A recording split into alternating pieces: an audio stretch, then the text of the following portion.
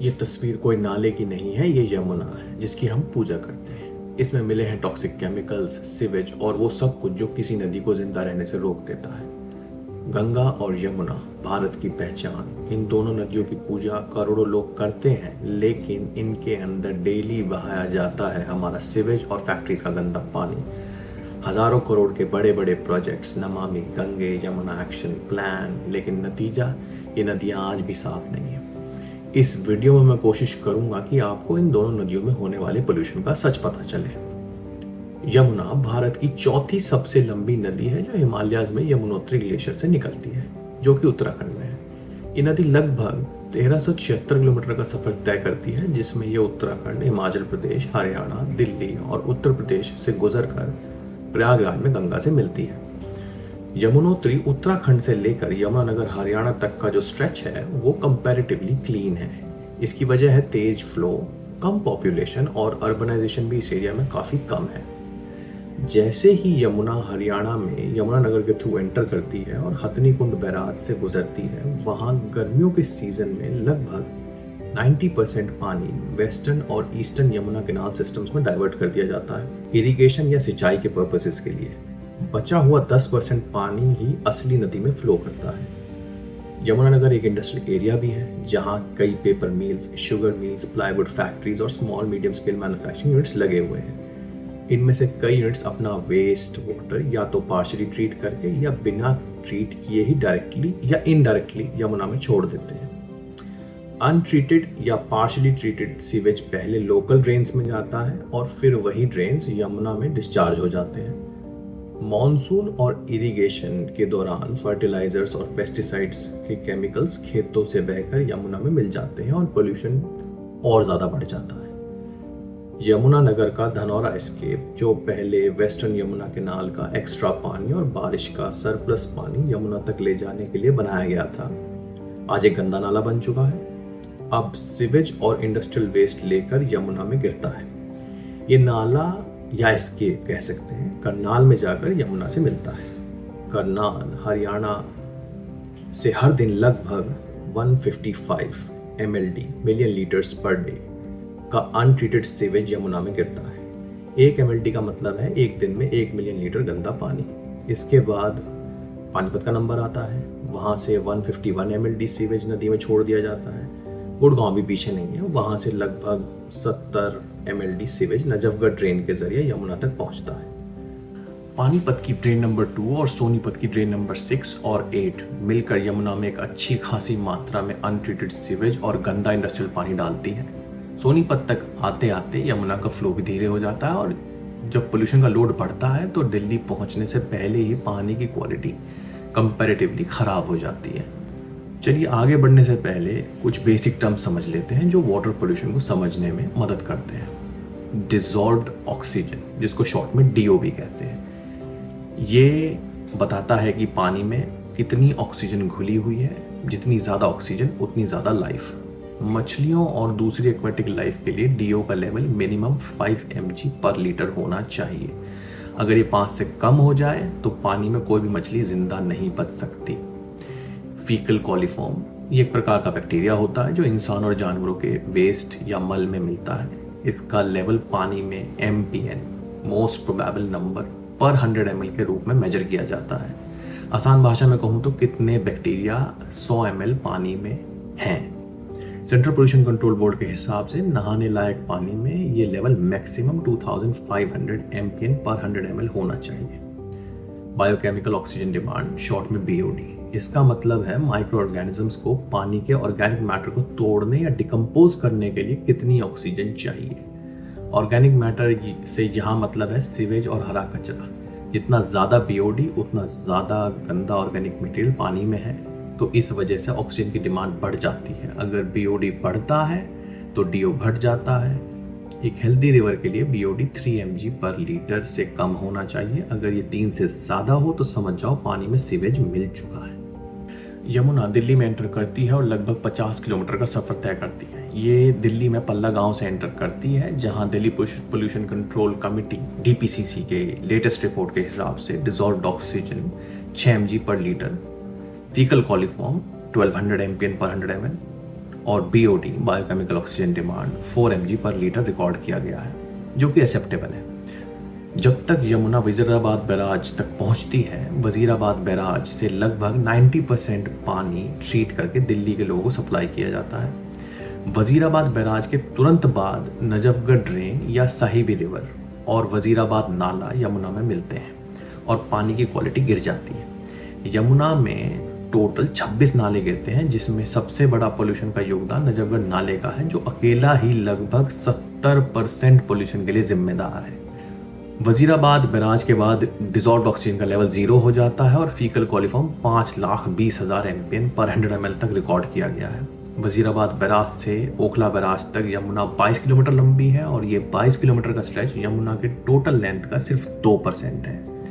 लेकिन दिल्ली के total pollution load का लगभग 80% पोल्यूशन इसी स्ट्रेच में होता है। वजीराबाद बैराज से लेकर असगरपुर तक का स्ट्रेच इकोलॉजिकली डेड माना जाता है, मतलब इस पानी में कोई मछली या एक्वेटिक लाइफ सरवाइव नहीं कर सकती। असगरपुर दिल्ली का वो गांव है जिसके बाद यमुना दिल्ली से निकलकर नोएडा यूपी में एंटर कर जाती है। यमुना जब दिल्ली से असगरपुर के रास्ते निकलती है तो दिल्ली पोल्यूशन कंट्रोल कमेटी की फरवरी की रिपोर्ट के हिसाब से उसका डिजॉल्व्ड ऑक्सीजन लेवल 0 mg पर litre, BOD biochemical oxygen demand 72 mg पर लीटर और फीकल कॉलीफॉर्म 1,60,00,000 MPN पर 100 ml रिकॉर्ड हुआ था। इस पोल्यूशन के प्राइमरी सोर्सेज हैं अनट्रीटेड या पार्शियली ट्रीटेड सीवेज, फैक्ट्रीज का गंदा पानी और कूड़ा कचरा। मार्च 2025 की दिल्ली जल बोर्ड की रिपोर्ट के हिसाब से दिल्ली में टोटल 36 सीवेज ट्रीटमेंट प्लांट्स हैं, लेकिन उनमें से 24 प्रिस्क्राइब्ड स्टैंडर्ड्स को मीट ही नहीं करते। इस वजह से गंदा पानी बिना ट्रीट हुए या पार्शियली ट्रीट होकर सीधा यमुना में छोड़ दिया जाता है। अर्थ 5R जो एक यूनेस्को द्वारा रिकॉग्नाइज्ड एनवायरमेंटल ऑर्गेनाइजेशन है, उनके मुताबिक रोजाना 80 करोड़ लीटर अनट्रीटेड सीवेज और लगभग 4.5 crore litre industrial waste Yamuna में गिरता है। जैसा मैंने पहले भी बताया था, फीकल कॉलीफॉर्म बैक्टीरिया जो इंसान और जानवरों के फीसेस या मल में मिलता है, यमुना के पानी में सेफ रेंज से काफ़ी ज़्यादा रिकॉर्ड किया गया है। सेफ रेंज होती है 500 से 2,500 MPN पर 100 ml ऑफ वाटर। लेकिन यमुना के इतिहास का सबसे खराब साल था 2019, जब नवंबर 2019 में faecal coliform level 140 crore MPN पर 100 ml तक पहुंच गया था, जो क्लियरली दिखाता है कि रिवर का मेजॉरिटी पानी सीवेज से भरा हुआ था। नवंबर 2024 में ये नंबर 79 लाख MPN पर 100 ml था। फीकल कॉलीफॉर्म का नंबर यमुना में काफ़ी फैक्टर्स की वजह से चेंज होता रहता है, जैसे कि फ्रेश पानी का फ्लो कितना है या बारिश का पानी कितना आ रहा है, लेकिन ये लेवल कभी भी सेफ लिमिट के आसपास नहीं होता। यमुना के पानी में जो सफ़ेद झाग या फोम आप देखते हो या आपने न्यूज़ में देखा होगा, वो काफ़ी ज़्यादा फॉस्फेट कंटेंट की वजह से होता है, जो घरेलू वेस्ट वाटर से आता है, जिसमें कपड़े धोने वाले डिटर्जेंट्स और दूसरे केमिकल्स होते हैं। अब मैं आपको कुछ लेटेस्ट वीडियोस दिखाना चाहता हूं जो यमुना के फोम के ऊपर एनवायरमेंटलिस्ट पंकज कुमार ने रिकॉर्ड किए हैं। वो अपने इंस्टाग्राम चैनल अर्थ वॉरियर पर हमारी नदियों की हालत रेगुलरली शेयर करते रहते हैं। यमुना नदी आप देखेंगे और ये सुपरनोवा का टावर, ये देखिए, ये आप देख रहे हैं, ये जो है झाग उधर से आके यहाँ पे जमा हो रही है और ये है अबुल फजल ड्रेन।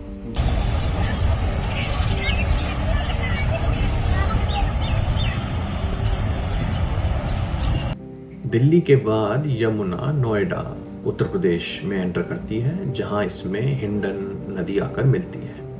हिंडन भी एक इकोलॉजिकली मरी हुई नदी है जो सहारनपुर, मुजफ्फरनगर, मेरठ, शामली, बागपत, गाजियाबाद और नोएडा जैसे शहरों से आने वाले सीवेज और फैक्ट्रीज का गंदा पानी लेकर यमुना से मिल जाती है, जिसके बाद यमुना और भी ज़्यादा पोल्यूटेड हो जाती है। मथुरा और आगरा में भी अनट्रीटेड या पार्शियली ट्रीटेड सीवेज सीधा यमुना में जाता है। आगरा में टोटल 90 नाले हैं, जिसमें से सिर्फ 21 नालों का पानी 4 सीवेज ट्रीटमेंट प्लांट्स के थ्रू ट्रीट होता है और ये प्लांट्स रात के वक्त काम ही नहीं करते। 61 नाले अनटैप्ड हैं। अनटैप्ड नाले वो होते हैं जो किसी भी ट्रीटमेंट प्लांट से कनेक्टेड ना हो और 8 नाले पार्शियली टैप्ड हैं। आगरा की इंडस्ट्रियल एक्टिविटीज़ जैसे कि textile manufacturing, leather processing pollution में काफ़ी ज़्यादा कंट्रीब्यूट करती हैं। इस पर्टिकुलर स्ट्रेच में यमुना का फ्लो काफ़ी कम हो जाता है, जिसकी वजह से पोल्यूटेंट्स डाइल्यूट ही नहीं हो पाते और पोल्यूशन का कॉन्सेंट्रेशन और ज़्यादा बढ़ जाता है।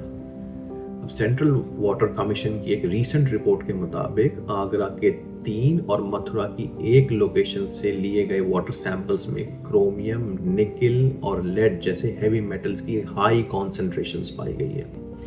इसका रूट कॉज है electroplating units, chemical factories, welding and refining plants, foundries जिनको ढलाई खाना भी कहते हैं, और ऑटोमोटिव फैक्ट्रीज का वेस्ट जो बिना किसी कंट्रोल के यमुना में गिरता है। पेस्टिसाइड्स, डिटर्जेंट्स और फर्टिलाइजर्स भी पोल्यूशन बढ़ाने में काफ़ी जिम्मेदार हैं। आगरा में यमुना का पोल्यूशन इतना ज़्यादा है कि ताजमहल देखने आने वाले टूरिस्ट अक्सर बदबू की शिकायत करते हैं। इस बदबू को लेकर कुछ साइंटिस्ट ने रिसर्च की और पता लगाया कि जो गैस इस बदबू के लिए जिम्मेदार है, हाइड्रोजन सल्फाइड, उसका ताजमहल के वाइट मार्बल्स पर कोरोसिव इफेक्ट है और ये hydrogen sulphide gas sulphur dioxide gas से भी ज़्यादा कोरोसिव है। 2016 में ASI archaeological survey of India ने सुप्रीम कोर्ट के सामने एक रिपोर्ट सबमिट की थी, जिसमें बताया गया था कि यमुना के रुके हुए पानी में हाई फॉस्फोरस कंटेंट की वजह से कुछ खास प्रजाति के कीड़े बढ़ने लगे हैं। इन कीड़ों के एक्सक्रीटा या मल को ताजमहल के मार्बल्स पर आए ग्रीन और ब्राउनिश पैचेस के लिए जिम्मेदार माना गया था। इटावा से इलाहाबाद के बीच का रीजन जहां से यमुना निकलती है ज़्यादातर खेती का है। इस एरिया में इंटेंसिव फार्मिंग होती है जिसमें फर्टिलाइजर्स, पेस्टिसाइड्स का हैवी यूज़ होता है और मॉनसून या सिंचाई या इरिगेशन के दौरान ये केमिकल्स खेतों से बहकर यमुना में चले जाते हैं। औरैया, हमीरपुर जैसे कस्बे और इनके आसपास के गांव में सीवेज ट्रीटमेंट फैसिलिटीज़ ही नहीं है, जिसके चलते सीधा अनट्रीटेड घरों का वेस्ट वाटर जो है वो यमुना में आता है। और आखिर में यमुना प्रयागराज में गंगा से मिलती है। प्रयागराज में 15 अनटैप्ड नाले इसमें गिरते हैं। अलग अलग राज्यों की सरकारों ने यमुना की सफाई को लेकर बहुत कुछ कहा, लेकिन नतीजा सब आपके सामने है। सिर्फ दिल्ली में यमुना की सफाई के लिए यमुना एक्शन प्लान के तहत 8,000 करोड़ खर्च हो चुके हैं। अब यमुना तो साफ हुई नहीं, पर पैसा साफ हो गया। अब बात करते हैं गंगा में होने वाले पोल्यूशन की।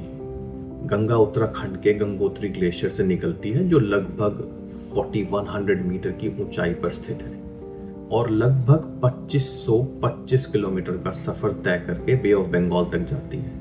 इसके किनारे कई बड़े बड़े शहर बसते हैं: हरिद्वार, कानपुर, प्रयागराज, मिर्जापुर, वाराणसी, पटना और भागलपुर। पूरी गंगा बेसिन में हर रोज लगभग 12,000 MLD सीवेज जनरेट होता है। इसमें से सिर्फ और सिर्फ 4,000 MLD ही ट्रीट किया जाता है। बचे हुए 8,000 MLD में से लगभग 3,000 MLD सीवेज डायरेक्टली गंगा में गिरता है। बाकी बचा 5,000 MLD ट्रिब्यूटरीज या सहायक नदियों के जरिए गंगा में आता है। अब वैसे तो गंगा में पोल्यूशन के मेजर कंट्रीब्यूटर्स हैं कानपुर, प्रयागराज, वाराणसी और पटना, पर गंगा में पोल्यूशन उत्तराखंड से ही शुरू हो जाता है। उत्तराखंड के 13 डिस्ट्रिक्ट्स से आई रिपोर्ट्स के मुताबिक रोजाना जनरेट होने वाले 700 MLD सीवेज का आधा हिस्सा ठीक से ट्रीट ही नहीं किया जाता और सीधा गंगा में छोड़ दिया जाता है। अगर आप ये चार्ट देखें तो टोटल सीवेज जनरेटेड और टोटल सीवेज ट्रीटेड के बीच एक क्लियर गैप दिखाई देगा। जैसे हरिद्वार में ही 236.74 MLD सीवेज जनरेट होता है, लेकिन ट्रीट सिर्फ 152 MLD होता है। बाकी बचा हुआ 84.74 MLD अनट्रीटेड सीवेज गंगा में चला जाता है। सीवेज डिस्चार्ज की वजह से हरिद्वार में फीकल कॉलीफॉर्म लेवल 500 से 5000 MPN पर 100 ml तक रिकॉर्ड किया गया है, स्पेशली कुंभ मेले के बाद। इतने सीवेज के रिलीज के बावजूद हरिद्वार तक गंगा का पानी रिलेटिवली क्लीन रहता है। इसका रीजन है इसका स्ट्रॉन्ग फ्लो और अच्छी डाइल्यूशन कैपेसिटी। रिलीजियस एक्टिविटीज जैसे मास बेदिंग, बहाई जाने वाली पूजा सामग्री से पोल्यूशन बढ़ता है। हाइड्रो पावर प्रोजेक्ट्स जैसे डैम्स भी नेचुरल फ्लो को कम कर देते हैं, जिससे पोल्यूशन कम हो जाता है। टूरिज्म से भी पोल्यूशन बढ़ता है, जैसे प्लास्टिक, डिटर्जेंट्स और ऑर्गेनिक कचरा नदी में मिल जाता है। हरिद्वार से लेकर वाराणसी तक का हिस्सा गंगा का सबसे पोल्यूटेड हिस्सा माना जाता है। ये नदी कानपुर और प्रयागराज जैसे बड़े बड़े शहरों से गुजरती है और इस पूरे हिस्से में सबसे बड़ा पोल्यूटेंट है अनट्रीटेड सीवेज। कानपुर नगर में टोटल 26 नाले हैं, जिसमें से 18 गंगा से जुड़े हैं। इन 18 में से 11 टैप्ड हैं, 6 अनटैप्ड हैं और एक सीजनल या बरसाती नाला है। जैसे कि मैंने पहले बताया था, टैप्ड नाले या ड्रेन्स वो हैं जो ट्रीटमेंट प्लांट से अटैच्ड हैं और अनटैप्ड वो हैं जो ट्रीटमेंट प्लांट से अटैच्ड ही नहीं है। बचे हुए 8 ड्रेन्स पांडू रिवर से जुड़े हैं, जिसमें 3 टैप्ड हैं, 3 अनटैप्ड हैं और 2 पार्शियली टैप्ड हैं। और ये पांडू नदी आगे जाके गंगा में मिलती है। कानपुर जल निगम के मुताबिक शहर में सीवेज लाइन सिर्फ 1370 किलोमीटर तक बनी हुई है, जबकि ज़रूरत 5000 किलोमीटर की है। आज के टाइम में सिर्फ 20% पॉपुलेशन के पास ही सीवेज कनेक्शन है। कानपुर में कई टैनरीज मतलब चमड़ा फैक्ट्रीज हैं जो क्रोमियम, लेड और आर्सेनिक जैसे टॉक्सिक हैवी मेटल्स अपने वेस्ट वाटर में रिलीज करती हैं, जो कि कैंसर और ऑर्गन फेलियर जैसे सीरियस हेल्थ प्रॉब्लम से जुड़े हुए हैं। केमिकल्स और टेक्सटाइल फैक्ट्रीज भी गंगा में डाइज, एसिड्स और टॉक्सिक सॉल्वेंट्स छोड़ती हैं। पांडू रिवर के किनारे बना पनकी पावर प्लांट कानपुर का कोल से चलने वाला पावर प्लांट है और ये हर साल 6 लाख टन कोयला जलाता है, जिससे लगभग 2 लाख टन फ्लाई ऐश निकलता है। फ्लाई ऐश मतलब एकदम सूखी और महीन राख। ये फ्लाई ऐश पॉन्ड्स में या तालाबों में डंप किया जाता है, जहां फिर इसकी स्लरी या मिक्सचर को घरेलू वेस्ट वाटर के साथ मिक्स करके पांडू रिवर में छोड़ दिया जाता है, जो बाद में गंगा में मिल जाती है। फ्लाई ऐश में भी लेड और कॉपर जैसे हैवी मेटल्स होते हैं, जो इंसानों में स्किन रैशेज, अल्सर्स, कैंसर तक का कारण बन सकते हैं और ये मरीन लाइफ को भी नुकसान करते हैं। एक रीसेंट रिपोर्ट में पाया गया कि कानपुर नगर, कानपुर देहात और आसपास के इंडस्ट्रियल एरियाज की मिट्टी और पानी में हैवी मेटल्स की मात्रा बहुत ज़्यादा है। लोगों के शरीर में भी क्रोमियम और मरकरी पाए गए हैं, जिसकी वजह से लोगों को स्किन रैशेस, लीवर डैमेज और हाइपरटेंशन जैसी बीमारियां हो रही हैं।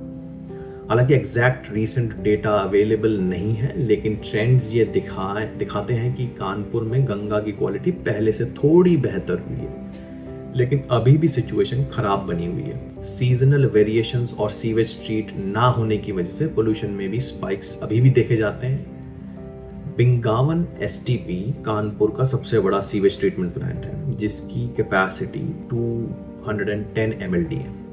लेकिन अगर आप इस प्लांट से निकलने वाले ट्रीटेड पानी की क्वालिटी देखें तो शॉक हो जाएंगे। जरा देखिए ये वीडियो जो पंकज कुमार अर्थ वॉरियर्स ने रिकॉर्ड किया है। इसी तरह का ट्रीटेड पानी पांडू रिवर में जाता है, जो आगे चलकर गंगा से मिलती है। कानपुर की जो सबसे बड़ी एसटीपी है उनका ट्रीटेड वेस्ट कैसा है, तो ये कानपुर के सबसे बड़े एसटीपी का ट्रीटेड वेस्ट है। आप देखेंगे यहाँ पे पानी जो है पिंक है, उनके साथ साथ आप देखेंगे दूब जल गया, इतना पोल्यूटेड वाटर है। और ये यहाँ से पांडू से गंगा में, इधर भी आप देखें कानपुर में गंगा का पोल्यूशन कुछ हद तक कम जरूर हुआ है, लेकिन नदी अभी भी हेवीली पोल्यूटेड है। प्रयागराज, जहाँ यमुना गंगा से मिलती है और त्रिवेणी संगम बनता है, वही जगह जहाँ अभी महाकुंभ मेला हुआ था। उत्तर प्रदेश गवर्नमेंट की एक कंप्लायंस रिपोर्ट जो एनजीटी नेशनल ग्रीन ट्रिब्यूनल में दी गई थी, उसके मुताबिक प्रयागराज में हर दिन 128 mld अनट्रीटेड सीवेज गंगा में छोड़ा जाता है। यहाँ 25 अनटैप्ड नाले हैं जो अनट्रीटेड सीवेज डायरेक्टली गंगा में डिस्चार्ज करते हैं और 15 अनटैप्ड नाले अनट्रीटेड सीवेज यमुना में डालते हैं। प्रयागराज में टोटल 10 सीवेज ट्रीटमेंट प्लांट्स हैं, जिनमें से 9 चालू हैं और एक बिल्कुल काम ही नहीं कर रहा। जो 9 एसटीपी चल रहे हैं उनमें से सिर्फ एक ही है जो स्टैंडर्ड्स को फॉलो करता है। द वायर की एक रिपोर्ट के मुताबिक पोल्यूशन की सिचुएशन इतनी सीरियस हो गई है कि गंगा और यमुना में मरी हुई मछली दिखना अब आम बात हो चुकी है। सेंट्रल पोल्यूशन कंट्रोल बोर्ड द्वारा एनजीटी में सबमिट की गई एक रीसेंट रिपोर्ट के मुताबिक महाकुंभ के दौरान भी अनट्रीटेड सीवेज गंगा के पानी में पाया गया। जनवरी में संगम पर फीकल कॉलीफॉर्म लेवल 49,000 एमपीएन पर 100 ml रिकॉर्ड किया गया। दीहा घाट पर 33,000 एमपीएन पर 100 ml और ओल्ड नैनी ब्रिज पर भी 33,000 एमपीएन पर 100 ml रिकॉर्ड किया गया, जबकि नहाने लायक पानी में सेफ लिमिट 2,500 एमपीएन पर 100 ml होनी चाहिए या उससे कम होनी चाहिए। जोंधवाल ड्रेन जो संगम के बिल्कुल पहले गंगा में मिलता है, उसमें faecal coliform level 92 lakh MPN पर 100 ml तक रिकॉर्ड किया गया। इतना ही लेवल ससुर खदेरी रिवर में भी देखा गया, जो यमुना में संगम के पहले मिलती है। राजापुर और सलोरी ड्रेन में भी गंगा में मिलने से पहले 35 लाख एमपीएन पर 100 ml का फीकल कॉलीफॉर्म लेवल पाया गया। सिर्फ महाकुंभ के लिए टिहरी डैम जो कि उत्तराखंड में है, नरोरा बैराज और कानपुर बैराज से पानी रिलीज किया गया ताकि डिल्यूशन बढ़ सके और फ्लो इम्प्रूव हो जाए, पर ये सिर्फ टेम्परेरी सोल्यूशन था। वाराणसी में फीकल कॉलीफॉर्म काउंट 25,000 से लेकर 1,00,000 MPN पर 100 ml के बीच रिकॉर्ड किया गया है। ये पानी नहाने लायक भी नहीं है। यहाँ पर भी काफ़ी सीवेज का पानी गंगा में छोड़ा जाता है। रिलीजियस प्रैक्टिसेस भी पोल्यूशन का एक मेजर रीज़न है। हर साल वाराणसी के घाटों पर 40,000 से ज़्यादा बॉडीज़ का क्रियाक्रम होता है और उनका विसर्जन गंगा में किया जाता है। कई गरीब फैमिलीज पूरा क्रियाक्रम अफोर्ड भी नहीं कर पाती क्योंकि क्रिया के लिए इस्तेमाल होने वाली लकड़ी काफ़ी महंगी होती है। इस वजह से कई बॉडीज़ आधी जली होती हैं और सीधा गंगा में डाल दी जाती हैं। अब मैं आपको गंगा की 2 ट्रिब्यूटरीज या सहायक नदियों को दिखाना चाहता हूँ, वरुणा और अस्सी, जो दोनों वाराणसी में गंगा से मिलती हैं। आप गूगल सैटेलाइट इमेजेस में वरुणा नदी के पुराना पुल और कोनिया के पास पानी में सफ़ेद झाग देख सकते हैं, जो पानी में हाई फॉस्फेट कंटेंट का सिग्नल है। ये सैटेलाइट इमेजेस 1 साल पुरानी हैं, लेकिन जो वीडियोस मैं अब आपको दिखाने जा रहा हूँ वो अर्थ वॉरियर्स के पंकज कुमार ने सिर्फ और सिर्फ 4 महीने पहले शूट किए हैं। उन्होंने अपने वीडियो में मैप कोऑर्डिनेट्स भी मेंशन किए हैं। अब देखिए ये वीडियो राजेंद्र प्रसाद घाट का। गंगा का ये वीडियो होली के दिन रिकॉर्ड किया गया था इसी साल। 14 मार्च 2025 होली का दिन है और ये अभी हम राजेंद्र प्रसाद घाट पे हैं, जो कि 10 समेत घाट के बाद पड़ता है। यहाँ पे आप देख सकते हैं कैसे सीवर का पानी, जैसे ही गंगा पटना और भागलपुर से गुजरती है, पोल्यूशन का लेवल अभी भी बहुत ज़्यादा बना रहता है। सिर्फ पटना से ही रोज़ाना 350 mld अनट्रीटेड सीवेज गंगा में छोड़ा जाता है। पटना में फीकल कॉलीफॉर्म लेवल्स 50,000 से लेकर 1,50,000 MPN पर 100 ml के बीच रिकॉर्ड किए गए हैं। Bihar state pollution control board की 2023-24 की एनुअल रिपोर्ट के मुताबिक बिहार में गंगा का पानी नहाने लायक तक नहीं है। एक रिपोर्टर ने पटना के कलेक्ट्रेट घाट पर कुछ लोगों को गंगा में पवित्र स्नान करते देखा और जब उनसे कहा गया कि ये पानी नहाने के लिए अनसेफ है, तो उनका जवाब था, गंगा का पानी पवित्र होता है, इसको पोल्यूशन छू भी नहीं सकता। हमने स्नान किया है और ये पानी घर भी ले जाएंगे। सेंट्रल पोल्यूशन कंट्रोल बोर्ड की एक स्टडी के मुताबिक बिहार में पोल्यूटेड रिवर्स की संख्या 2018 में 6 थी, 2022 तक ये बढ़कर 18 हो गई और अब Bihar state pollution control board की लेटेस्ट एनुअल रिपोर्ट के हिसाब से नंबर 22 तक पहुंच चुका है। पूरे बिहार में सिर्फ और सिर्फ 2 डिस्ट्रिक्ट ऐसे हैं जहां सीवेज ट्रीटमेंट थोड़ा बहुत होता है और वो है पटना और भागलपुर। बाकी जितने भी डिस्ट्रिक्ट्स गंगा के रास्ते पर हैं, वहां का सीवेज बिना ट्रीट के सीधे गंगा में छोड़ दिया जाता है। जैसे ही गंगा वेस्ट बंगाल में एंटर करती है, बांग्लादेश की तरफ बढ़ने से पहले वहां फरक्का बैराज गंगा के पानी को हुगली रिवर में डाइवर्ट करता है ताकि कोलकाता पोर्ट ऑपरेशनल बना रहे। वेस्ट बंगाल में 258.67 mld untreated sewage directly Ganga या हुगली में डिस्चार्ज होता है। हुगली रिवर में कोलकाता के पास फीकल कॉलीफॉर्म लेवल्स 75,000 से 2,00,000 MPN 2,00,000 MPN पर 100 ml तक रिकॉर्ड किए गए हैं।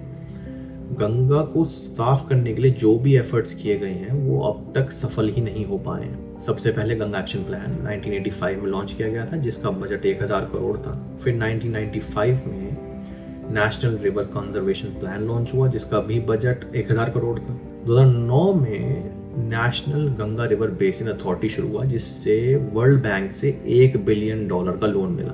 2014 में नरेंद्र मोदी गवर्नमेंट ने नमामि गंगे प्रोग्राम लॉन्च किया, जिसका बजट 20,000 करोड़ था 5 साल के लिए। बाद में इसे बढ़ाकर 2026 तक के लिए नमामि गंगे मिशन 2 के अंदर 22,500 करोड़ और एलोकेट किए गए, लेकिन इसका ऑब्जेक्टिव पूरी तरह फेल हो गया क्योंकि रिवर के पोल्यूशन में अब तक कोई मेजर इंप्रूवमेंट नहीं हुआ है और ये दुनिया की सबसे ज़्यादा पूजी जाने वाली नदी का हाल है। सिर्फ सीवेज ट्रीटमेंट प्लांट्स और रिवर इंफ्रास्ट्रक्चर बनाने के लिए अब तक 40,000 करोड़ से ज़्यादा खर्च किए जा चुके हैं। इस प्रोग्राम का असली ऑब्जेक्टिव गंगा का फ्लो बढ़ाना या इकोलॉजिकल स्टेटस इंप्रूव करना नहीं था, सिर्फ सीवेज को रोकना था, लेकिन रिजल्ट सबके सामने है। आज हम पूरे डेटा को देखें तो एक बात बिल्कुल क्लियर है, अगर हम अपना waste water, industrial water treat करके नदियों में छोड़ें तो पोल्यूशन में काफ़ी बड़ा फर्क पड़ सकता है। लोगों में बेसिक सिविक सेंस डेवलप करना ज़रूरी है ताकि कोई भी सॉलिड वेस्ट नदी में ना फेंकें, कपड़े ना धोएं और हार्मफुल केमिकल्स और कलर्स से बने हुए आइडल्स, मूर्तियां पानी में विसर्जित ना करें। असली समस्या गवर्नेंस, ट्रांसपेरेंसी और अकाउंटेबिलिटी की है। ये कोई पॉलिटिकल इशू नहीं है जिसमें कि ब्लेम गेम शुरू हो जाए। ये एक एनवायरमेंटल इशू है जिसे बिना किसी पॉलिटिकल बायस के तुरंत एड्रेस करना चाहिए, चाहे सरकार कोई भी हो।